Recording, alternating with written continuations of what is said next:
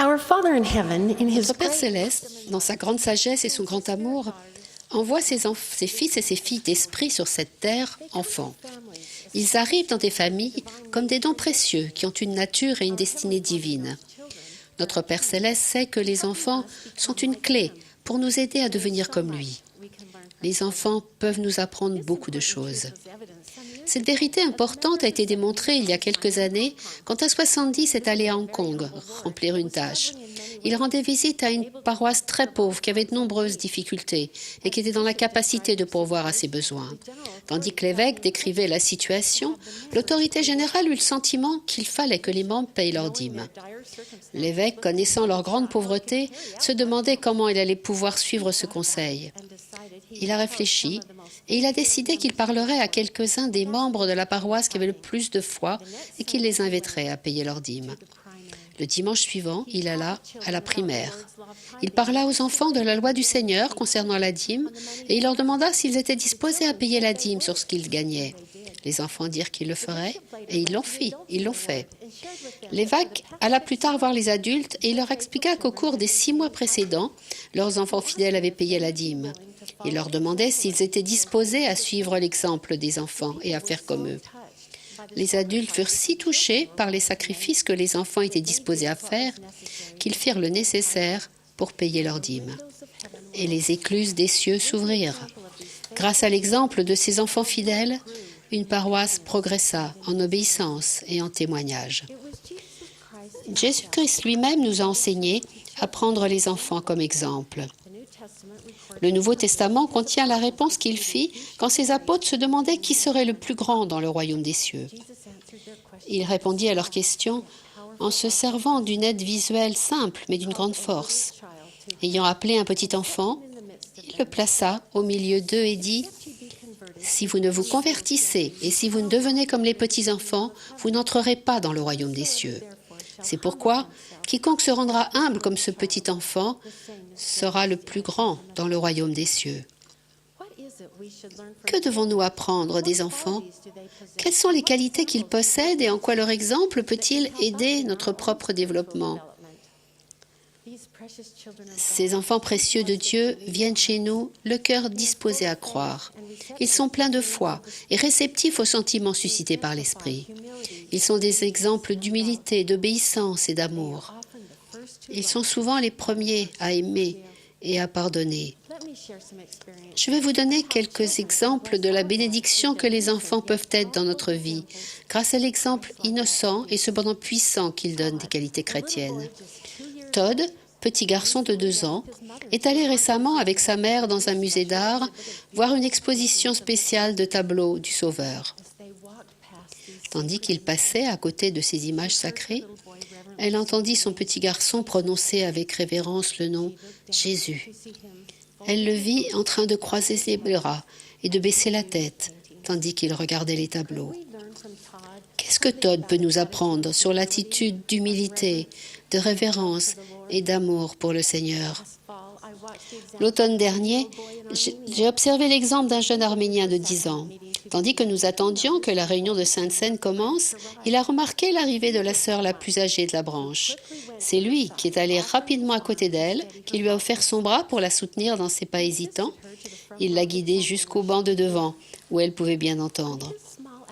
Son petit geste de gentillesse peut-il nous enseigner que les personnes les plus grandes dans le royaume du Seigneur sont celles qui recherchent des occasions de servir les autres? Cathy, fillette de la primaire, nous a instruit que nous avons instruit par l'influence qu'elle a eue sur sa famille. Elle est allée à la primaire et a été attirée par les enseignements de l'Évangile. Sa foi et son témoignage grandissant, elle a laissé un petit mot sur l'oreiller de ses parents. Elle a écrit que les vérités de l'Évangile avaient trouvé un foyer dans son cœur. Elle a exprimé son désir fervent d'être proche de son Père céleste et de voir sa famille scellée dans le temple. Le témoignage simple de cette gentille petite fille a profondément touché le cœur de ses parents. Cathy et sa famille ont reçu les ordonnances sacrées du temple qui ont uni leur famille à tout jamais. L'exemple de la foi de Cathy ont apporté les bénédictions éternelles à sa famille. Son témoignage sincère et son désir de suivre le plan du Seigneur peuvent-ils nous amener à voir plus clairement ce qui est réellement le plus important? Notre famille reçoit des leçons de Liam, 6 ans, un proche parent. L'année dernière, il a lutté contre une tumeur maligne au cerveau. Après 2 opérations difficiles, il a été décidé que de la radiothérapie serait aussi indispensable. Pendant les traitements par radiothérapie, il devait rester seul, allongé, absolument sans bouger. Liam ne voulait pas de sédatif parce qu'il n'aimait pas la sensation que cela lui donnait. Il a décidé que s'il pouvait entendre la voix de son papa par l'interphone, il resterait couché, immobile, sans sédatif. Pendant ces moments d'anxiété, son père lui a dit des paroles d'encouragement et d'amour. « Liam, bien que tu ne puisses pas me voir, je suis là. Je sais que tu peux y arriver. Je t'aime. » Liam a réussi à rester totalement immobile pendant qu'il subissait les 33 séances de radiothérapie. C'était une prouesse que ses médecins pensaient impossible sans sédatif pour quelqu'un de si jeune. Pendant des mois de douleur et d'épreuves, l'optimisme contagieux de Liam a été un grand exemple de la façon d'affronter l'adversité avec espoir et même bonheur. Ses médecins, ses infirmières et d'innombrables autres personnes ont été inspirés par son courage.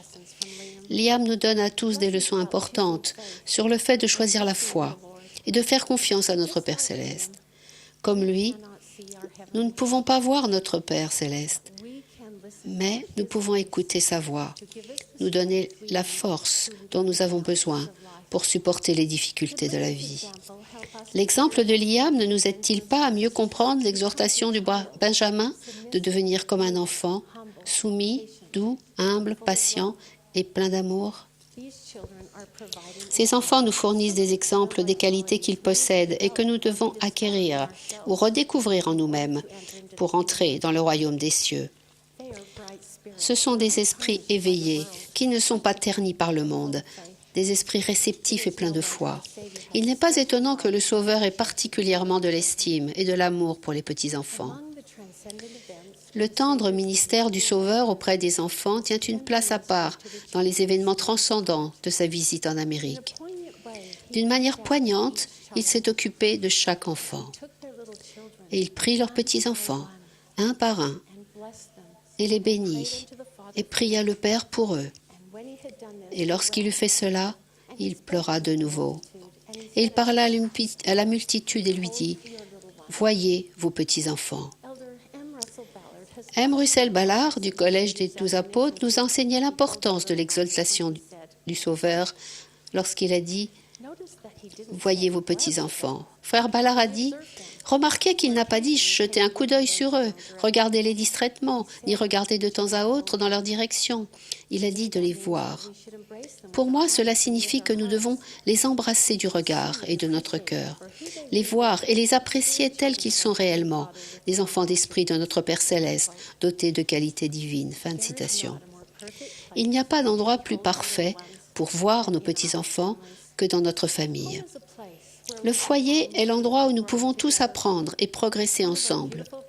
Un de nos beaux chants de la primaire enseigne cette vérité.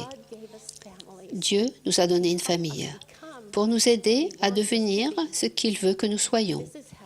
C'est ainsi qu'il exprime son amour, car la famille est ordonnée de Dieu. C'est dans notre famille, dans une atmosphère d'amour et de foi, que nous voyons et apprécions d'une manière plus personnelle les qualités divines des enfants d'Esprit de Dieu. C'est là que notre cœur peut être touché et qu'humblement, nous pouvons désirer changer, devenir plus semblable à un enfant. C'est le processus par lequel nous devons devenir davantage semblables au Christ. Est-ce que certaines des expériences de la vie vous ont enlevé la disposition à croire et la foi semblable à celle d'un enfant que vous avez eu un jour? Regardez les enfants autour de vous, et puis regardez encore. Ce sont peut-être des enfants de votre famille, du trottoir d'en face ou de la primaire de votre paroisse. Si nous avons le désir d'apprendre et la volonté de suivre l'exemple des enfants, leurs attributs divins peuvent détenir une clé pour débloquer notre propre croissance spirituelle. Je serai toujours reconnaissante de la bénédiction que sont mes deux enfants. L'exemple de chacun d'eux m'a enseigné des leçons dont j'avais besoin. Ils m'ont aidé à m'améliorer. Je témoigne humblement, mais avec certitude, que Jésus est le Christ. Il est l'unique Fils parfait, soumis, doux, humble, patient et tellement plein d'amour. Je prie pour que chacun de nous ait le désir de suivre son exemple, de devenir comme un petit enfant et ainsi de retourner à notre foyer céleste. C'est ma prière au nom de Jésus-Christ. Amen.